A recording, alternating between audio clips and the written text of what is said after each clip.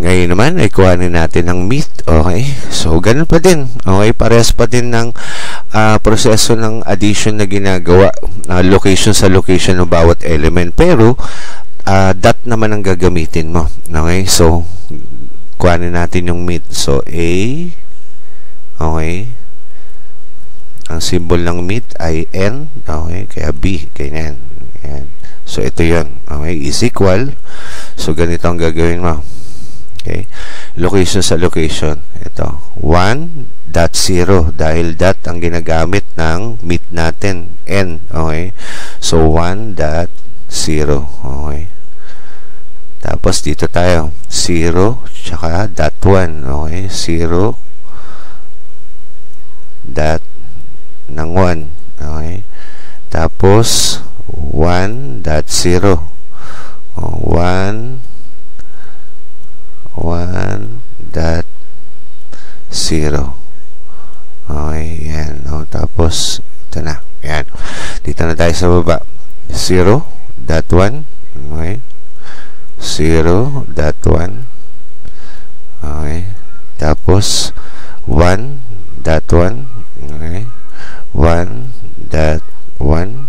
Okay, tapos 0, 0, tsaka ito 0.0. Okay, yan. Now 1.0, 1 times 0 is 0. Okay, kaya 0 to. Okay, tapos 0 times 1 is 0, kaya 0 to. 0 times 1, that is 0. Okay, 1 times 1, that is 1, kaya 1 yan. Tapos 1 times 0, 0, and then 0.0 is 0 din. Kaya ito yung pinaka-final answer ng meat. Now, para tumagma yung solution, kasi bawal itong solution na itong ginawa ko na to kasi technique to, para lang makuha mo yung pinaka-tamang solution. Dahil kailangan, ang solution niya, makita mo na meron siyang or at saka n. Okay, so ang gawin mo, lahat ng dot mo, di ba sabi natin, ang dot, ang equivalent niyan ay n na symbol. Ito, ganyan. Okay, ang equivalent niyan ay parehas lang ng dot. Tapos si or, okay, ay parehas lang ng plus. Okay, o yan.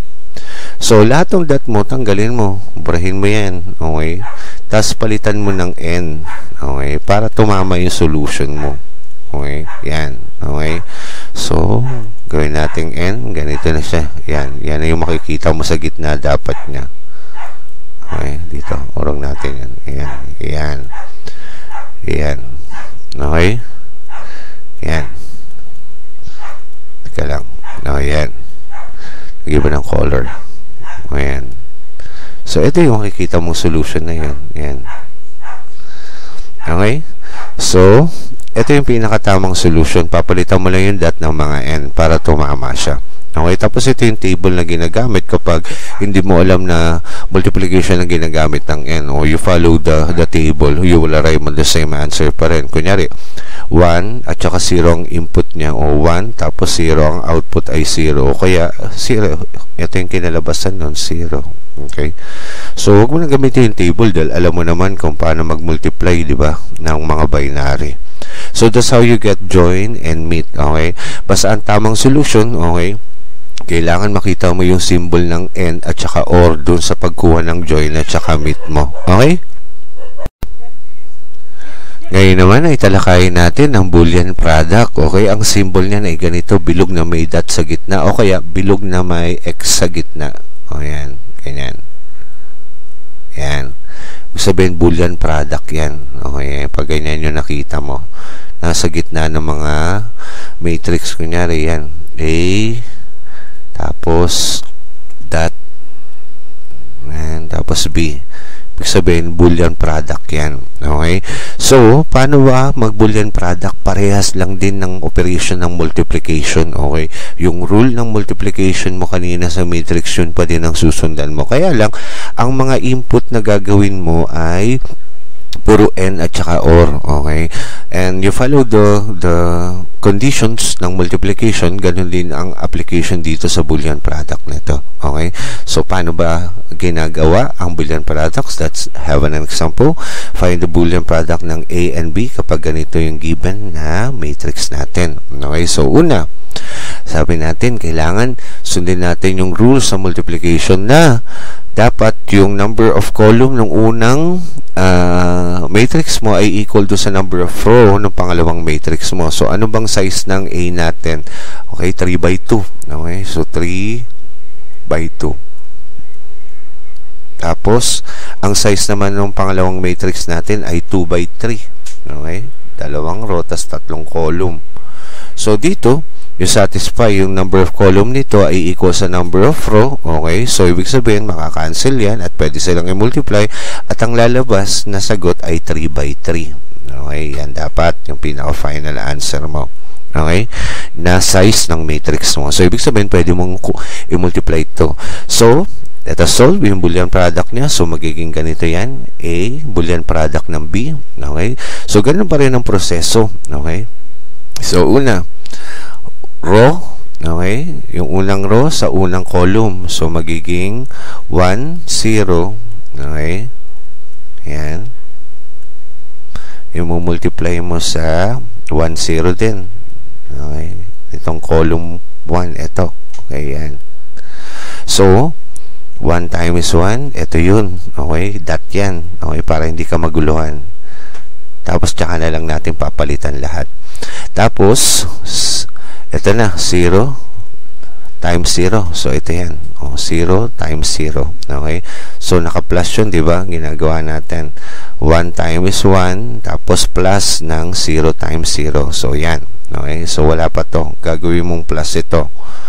Yung or na yan. Okay? Para hindi na tayo magsulat ng solution. Okay, yan. Okay? So, sumunod. Dito tayo. Second row. Tapos, first column ulit. So, 0, 1. Okay? Tapos, 1, 0. Okay? So, 0 times 1. Ito yun. Okay? 0 times 1. Tapos, plus. Okay? Ng 1 times 0. So, ito yun. 1 times 0. Ayan. Tapos, pangatlong row. So, 1, 0. Okay? Sa 1, 0 din. Okay? First column. Okay? So, 1 times 1. Ito yun. Okay? Tapos, 0 times 0. So, ito yun. Okay? Tapos, plus. Okay? So, yan. So, ganun ulit yung proseso na gagawin mo sa susunod na column na dahil tapos ka na sa first column, sa second column na tayo. Okay? So, palitan natin ang color to. Gawin naman nating 1-1 na lahat ito. Okay, 1-1 na. Ayan, kasi para hindi na tayo magbura. O, yan. Kasi yung second column, 1 na, di ba? O, yan. 1, tapos 1 din to. O, yan. Ganun ulit. First row sa second column. So, 1. Okay. 1 times, nag-iba natin yung kulay. Ayan. 1 times 1. Kaya ito yun. Okay. 1 times 1. Tapos, plus ng okay, ito 0 times 1. O, ito yan. Okay. Tapos plus. O, yan. Tapos, ganun ulit. Doon na tayo. Second row, second column. So, 0 times 1. Okay. So, ito yan. Okay. 0 times 1. Tapos, 1 times 1. So, ito yan. Okay. Tapos, 1 times 1, ito yan. Okay. Tapos, 0 times 1. O, ito yan. Okay, so lahat niyan magiging plus yun, di ba? O, yan. Yan. Tapos, balik na tayo dito. Third row. Okay, palitan natin yung color. 0, 1 na. Okay. So, ibig sabihin, ito, papalitan lang natin ng 0 at saka 1. O, yan. 0, 1. O, yan. So, ganun ulit. Okay. First row, dun sa third column. So, parang ganito yan. 1 times 0. Okay, ito yun. Tapos, 0 times 1. O, ito yun. Okay, ito yan. Pag ginanon mo dito, 1 times 0, tapos 0 times 1. Okay? Sumunod, second row. Okay? So, second row, dun sa third column naman ulit. Ito na yun. 0, 1, 0, 1 yun, di ba? So, 0 times 0. Ito yun. Okay? So, that. Tapos, plus ng 1 times 1. Oh, ito yun. Tapos, third row sa third column. So, itong 1, 0, tsaka 0, 1 naman. So, 1, 0, tsaka 0, 1. So, 1 times 0. Okay, ito yun.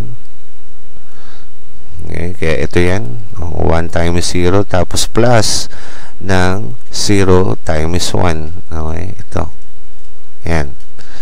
O, yan. That. Tapos, lahat yan. Diba naka-plus yun? O, yan. Ayan. Tapos, 1 times 1, di ba 1? O, ayan. Tapos, 0 times 0, 0. O, kaya ito yun. Tapos, di ba may plus na naiwan doon? So, plus to. O, ayan. So, lahat yan, puro plus. Yung naiwan na yan. Papakita ko lang yung technique sa'yo na ganun lang yung ginagawa nito para hindi ka lang maguluhan. O, ayan. O yan, plus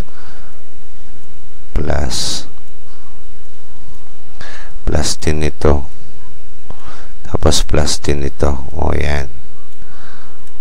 Ayan. So 0 times 1, that is 0. Ito yun. Tapos 1 times 0, that is 0. O kaya yan 0 plus 0. Okay, may natin yung color. Yan. Tapos dito na tayo sa pangatlo.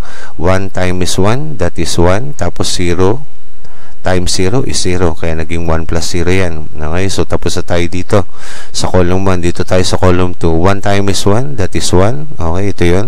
Tapos 0. Okay, times ng 1 is 0. Kaya naging 1 plus 0 to. Okay, yan. Tapos dito tayo, 0 times 1, 0. Tapos plus ng 1 times 1 is 1. O kaya naging 0 plus 1 to. Okay.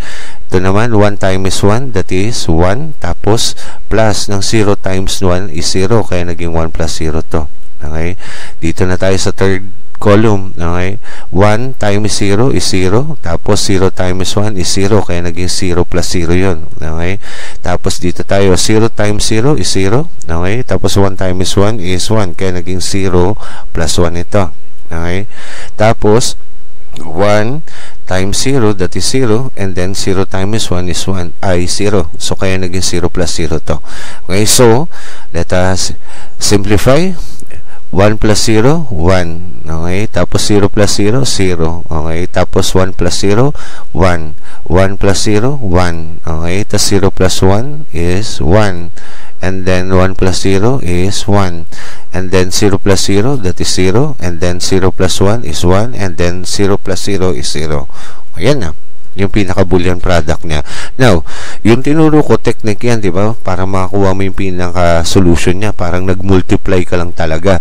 So, dahil boolean product ito, kailangan makita mo sa solution niya ay yung meet and join. Kasi pinagsama yung meet and join dito kasi may plus at saka multiplication na ginamit.